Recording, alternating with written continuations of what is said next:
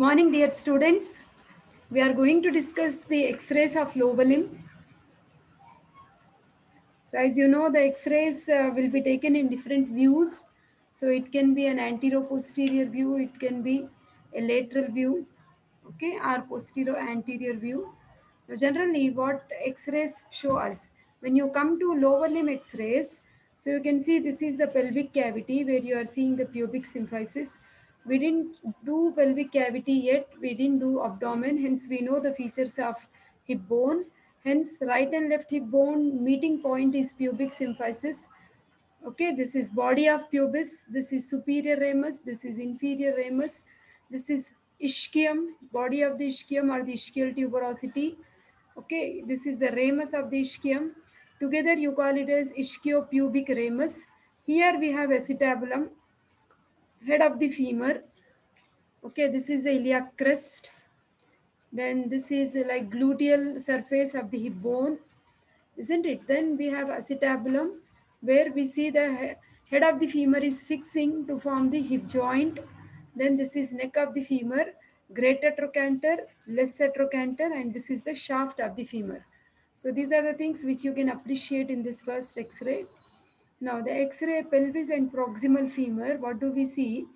So generally we study this X-ray both in abdomen and pelvis. So here in number 1 point, this is anterior superior iliac spine. Number 2, this is the acetabular rim at the margin. Number 3, these are all sacral foraminae. Okay. Then right and left pubic bone meeting point is pubic symphysis. Then this is the inferior ramus of the pubis. Okay, then this is the obturator foramen. This is ischium, head of the femur, neck of the femur, greater trochanter, lesser trochanter. So these are the things which you are supposed to read an X-ray if it is of hip joint in the lower limb. Now X-ray of knee joint. So what are the bones we are finding? See, this is the lower end of the femur. This is the upper end of the tibia. This is fibula. So towards the tibia is the medial side and towards the fibula is the lateral side. Hence, this is medial condyle of the femur.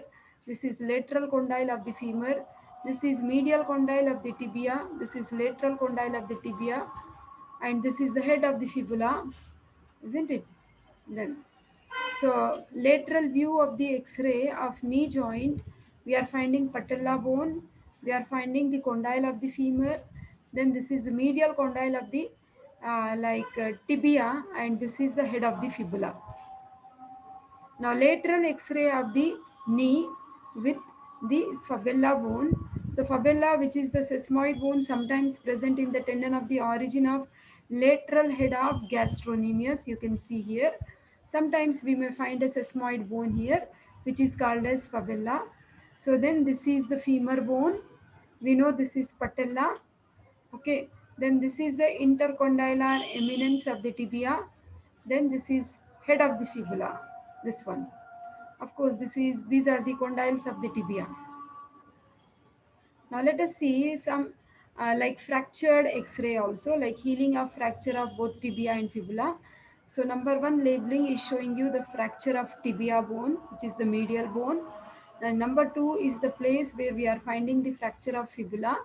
So number 3 area, it shows it is a fracture of a boy, like before the fusion of epiphyseal cartilage, that means before puberty. So epiphyseal line of tibia we can see, and epiphyseal line of the fibula also we can see. Then in the upper end, at the lower end also we are able to see the epiphyseal cartilaginous line of the tibia and epiphyseal cartilaginous line of the fibula. So these cartilaginous plates show this bone is growing bone. Okay. Now coming to the radiograph of the foot. So what are the various bones we are finding? This is the tibia bone. This is fibula. Then, so here, what are the tarsal bones we find here? This is calcaneus. This is talus. This is navicular. Then we have medial cuneiform, intermediate cuneiform, and lateral cuneiform, isn't it? Then this side we have cuboid bone. So we find the tarsal bones, first, second, third, fourth, and fifth metatarsal bones. These are all metatarsal bones.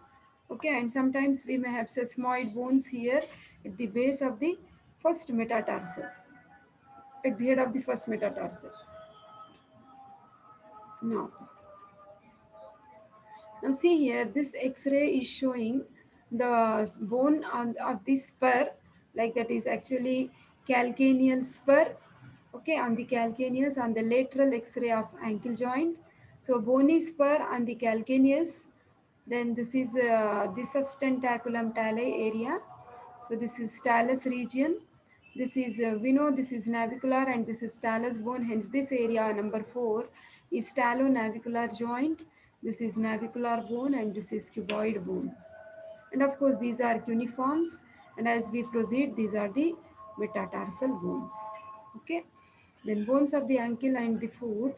So we have, so like this point is the lateral malleolus of the fibula, this point is the medial malleolus of the tibia, and we know this is the superior surface of the talus, and this is the point where we have the ankle joint, isn't it? Then, so the other bones what we find here are, see here, this area is actually for calcaneus. Then next this is for cuboid. Then these are the areas 8, 9, 10. Actually they show the cuneiform bones. This is lateral cuneiform, this is intermediate cuneiform, and this is medial cuneiform bone. These are the metatarsals. First metatarsal, second, third, fourth, and fifth. These are the bases of the metatarsals. These are the heads of the metatarsals. These are metatarsophalangeal joints. Okay, these are tarso-metatarsal joints. These are intertarsal joints, what we see, isn't it? So here, at this point, again we are finding a sesamoid bone in the tendon of flexor hallucis brevis. Okay, so and this point is the fifth metatarsal bone, which is showing the tuberosity. Okay, and this point in this X-ray is showing the medial malleolus of tibia. Okay, so this is the X-ray of ankle and foot. Then, now in this X-ray, this is the fracture proximal to head of the first metatarsal bone, which you can see. This is the fracture. This is the first metatarsal, and here towards the head we are finding the fracture. Then, of course, here also we find one sesamoid bone. Then this is the X-ray of 1-year-old boy, where you are finding, this is the distal tibia proximal to the, this is the epiphyseal cartilage, isn't it? Then, so we have tarsal bones. So we don't know, like still they are not clearly defined, probably cuboid. Okay, so like here also you can see we cannot differentiate the tarsal bones here yet. Maybe this is cuboid. And then these are the metatarsal bones. They are of course very clear.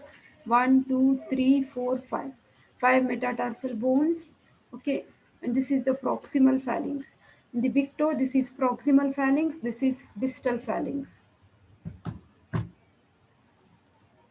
Now, now here you are finding the fracture of the proximal. This is our medial malleolus, just proximal to the medial malleolus in the tibia, in the lower end of the tibia, we are finding the fracture. Now this is the X-ray of pelvis and knee of 6 months old patient, 6 months old baby. So you are finding this is the superior epiphysis of the femur bone, isn't it? And here this is the inferior epiphysis of the femur. Now this is the superior epiphysis of tibia, and this is the location of epiphyseal cartilage of the femur. Thank you. Just we, in continuation, we will also go with surface anatomy. As we have already finished the surface anatomy of upper limb, now we will see the surface anatomy of lower limb. So surface anatomy is nothing but we should be able to palpate and feel the bony, the important prominence in the upper limb, lower limb, or whatever part of our body, and palpate and feel the different muscles and muscle groups and tendons. Perform some movements to see the action of individual muscle or muscle groups in upper and also lower limbs. Feel the pulsations of most of the arteries in the upper and lower limbs and locate the site of most of the superficial veins in the upper and lower limbs. Now, surface anatomy. What is this? It's a branch of gross anatomy that examines shapes and markings on the surface of the body as they are related to deeper structures. It is essential in locating and identifying anatomical structures prior to studying internal gross anatomy. It helps to locate affected organ or structure or region in the disease process.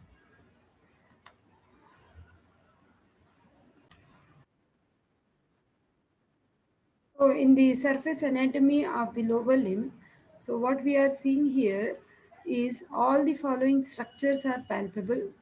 So what are these structures which are palpable? Let us see.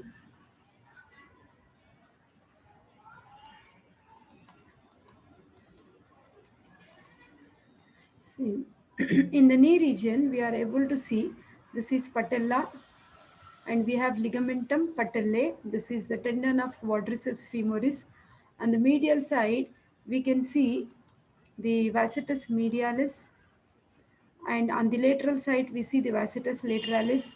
This is the patella bone, lateral patellar retinaculum, medial patellar retinaculum, patellar ligament,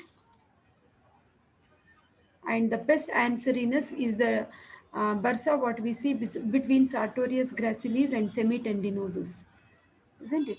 So this is the front of the knee region. Structures that we are palpable here are symphysis pubis, body of pubis, pubic tubercle, and in this region you can see this is the inguinal ligament, and this is pubic tubercle. This is the mid-inguinal point for femoral artery. We also have femoral vein over here. This is anterior superior iliac spine. So the mid-inguinal point is a point of the inguinal ligament midway between the symphysis pubis and anterior superior iliac spine.